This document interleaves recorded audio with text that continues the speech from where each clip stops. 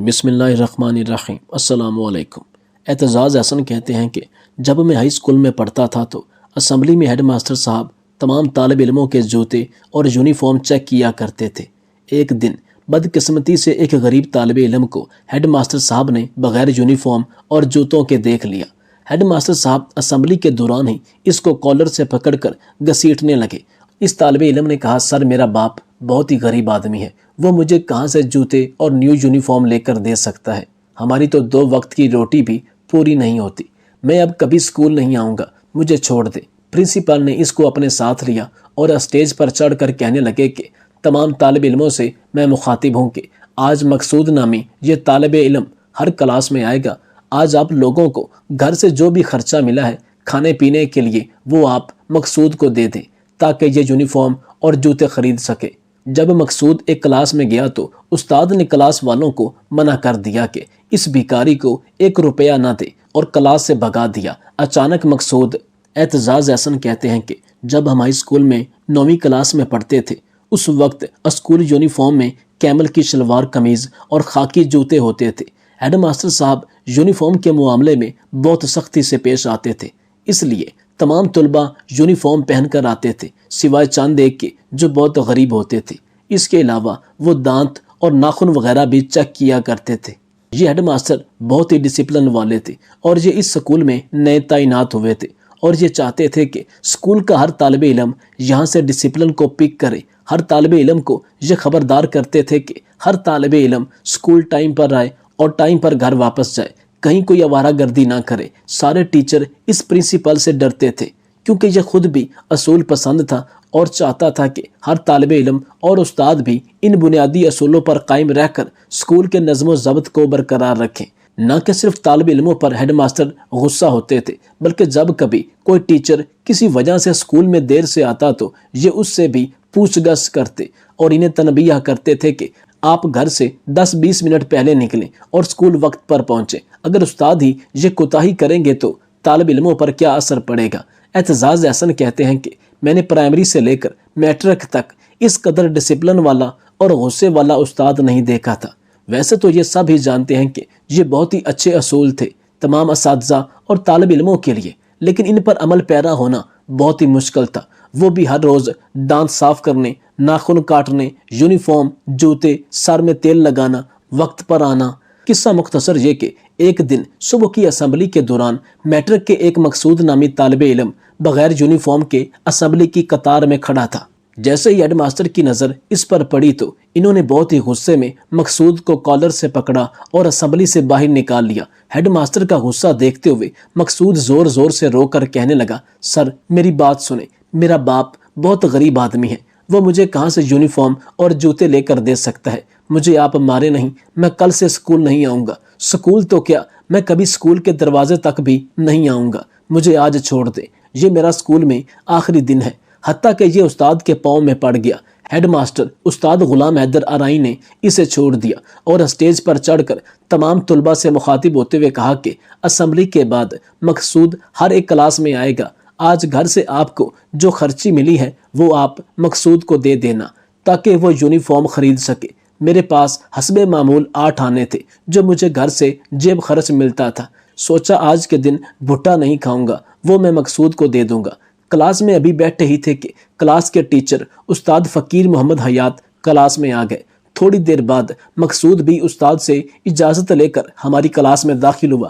اس کے ہاتھ میں 1-1 روپے کے چند نوٹ اور کچھ سکے تھے جو شاید اس نے اپنی کلاس سے جمع کیے تھے۔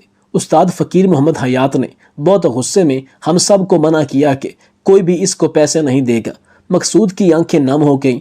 استاد نے مقصود کی جانب دیکھتے ہوئے غصے میں کہا کہ ڈوب نہیں مرتے جو بھیک مانگتے پھرتے ہو، واپس اپنی کلاس میں جاؤ اور جن جن سے پیسے لیے ہیں ان کو واپس کر کے آؤ، میں تمہیں یونیفارم لے کر دوں گا۔ مقصود استاد کے یہ کہنے پر واپس اپنی کلاس میں گیا اور سب کو ان کے پیسے واپس کر کے آ گیا۔ استاد فقیر محمد حیات نے پوچھا کہ شام کے وقت کون سا کام کر سکتے ہو؟ مقصود نے جواب دیا کہ جناب میرا باپ موچی ہے، میں بوٹ پالش کرنا اور جوتوں کی مرمت کا کام کر سکتا ہوں، مگر میرے پاس سامان خریدنے کے لیے پیسے نہیں ہیں۔ استاد نے پوچھا کتنے پیسے لگتے ہیں؟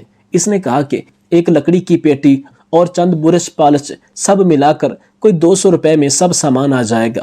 استاد نے اپنی جیب میں ہاتھ ڈالا اور 200 روپے کی رقم گن کر مجھے دی اور کہا کہ یہ ادھار ہے، تو مجھے روز کے حساب سے ہر ہفتے 7 روپے واپس کرنا۔ اس کے بعد استاد نے مجھ سے کاپی مانگی اور اس کے 3 کورے صفحات پھاڑ کر نکال لیے اور ان پر کچھ لکھنے لگے۔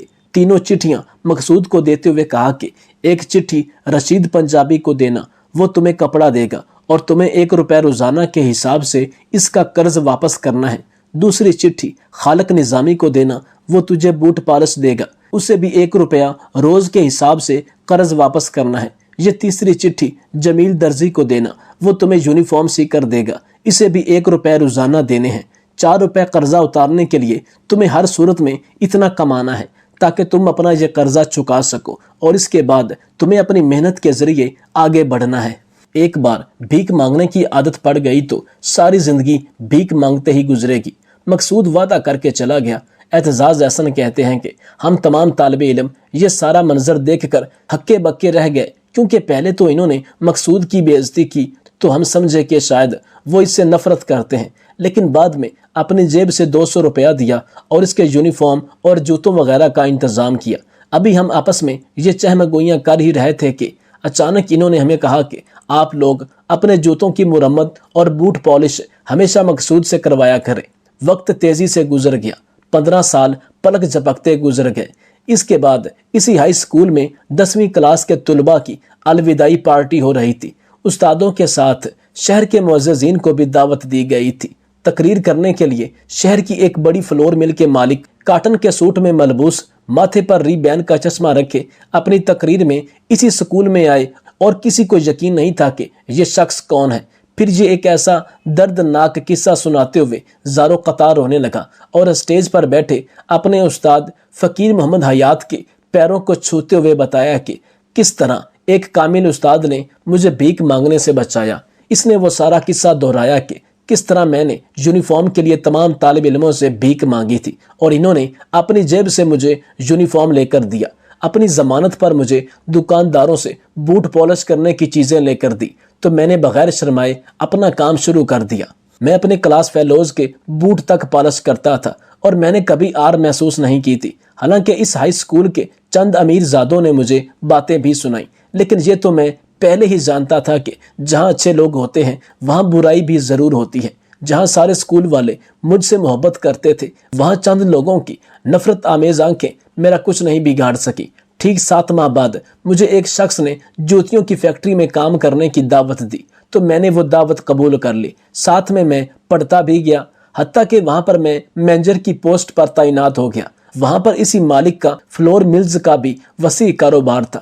میں اس میں بھی دلچسپی لینے لگا اور محنت کرتے ہوئے اپنی سیلری کو جمع کرتے ہوئے میں نے ایک ٹیکسٹائل کا کپڑے بنانے والا چھوٹا سا یونٹ لگایا اور اس کے ساتھ ایک فلور مل بھی خرید لی، اور اللہ نے مجھے اتنی ترقی دی کہ آج میں ایک بہت بڑی فیکٹری کا مالک ہوں، اور یہ سب میرے استاد کی برکت اور مجھے دیے گئے سبق کا نتیجہ ہے کہ جنہوں نے مجھے خود پر اعتماد کرتے ہوئے محنت کا سبق دیا۔ اور میں یقین سے کہہ سکتا ہوں کہ اگر اس دن مجھے بھیک کے پیسوں سے یونیفارم اور جوتے مل جاتے تو شاید مجھے محنت کرنے کا اتنا بڑا سبق نہ ملتا اور نہ ہی میں آج آپ کے سامنے کھڑا ہوتا۔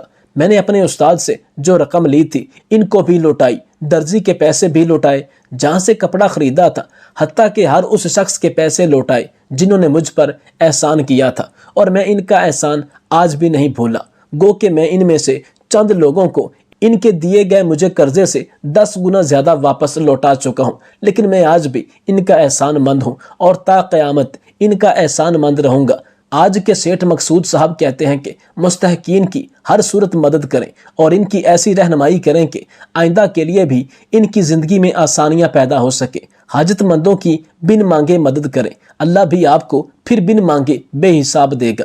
پھر یہ روتے ہوئے کہنے لگا کہ میرے ذہن میں ایک نہایت ہی خوبصورت قصہ آیا ہے جو میں آپ لوگوں کے ساتھ شیئر کرنا چاہتا ہوں کہ ایک صحابی سے کسی پڑوسی نے قرض مانگ لیا، قرض دے دیا، مگر جب گھر آیا تو زارو قطار رونے لگا۔ بی بی نے کہا اب کیوں روتے ہو، اس نے آپ سے قرض مانگا، آپ نے قرض دے دیا، اگر اتنا ہی پچھتاوا اور دکھ ہو رہا ہے تو قرض دیا ہی کیوں؟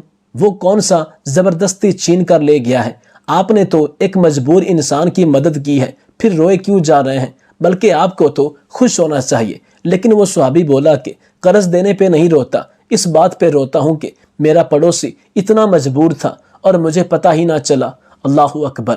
وہ کتنے انمول اور درد دل رکھنے والے لوگ تھے، تو اللہ ان سے کیوں نہ راضی ہوتا۔ میں یہ نہیں کہتا کہ سینکڑوں یا ہزاروں لوگوں کی زندگی بدلیں۔ اپنی زندگی میں کوشش کریں کہ کسی ایک غریب انسان، یتیم، مسکین، بیوہ کی زندگی میں خوشیاں بکھیرنے کے لیے اپنا وقت، پیسہ اور تگ و دو کیجیے۔ پھر دیکھیے اللہ تعالیٰ آپ کو دنیا اور آخرت میں کس طرح سرخرو کرتا ہے۔ ایک ادنا سا انسان بھی کسی کا احسان نہیں رکھتا، وہ کوشش کرتا ہے کہ میں اس کا احسان چکا دوں، اور وہ بھی سود کے ساتھ۔ لیکن جب آپ اللہ کی رضا، اللہ کی خوشنودی کے لیے کسی غریب، مسکین یا یتیم کی مدد کریں گے تو آپ سوچیں کہ اللہ تعالیٰ آپ کو کتنا نوازے گا۔ آپ سے گزارش ہے کہ ہماری اس ویڈیو کو لائک اور شیئر کیجیے۔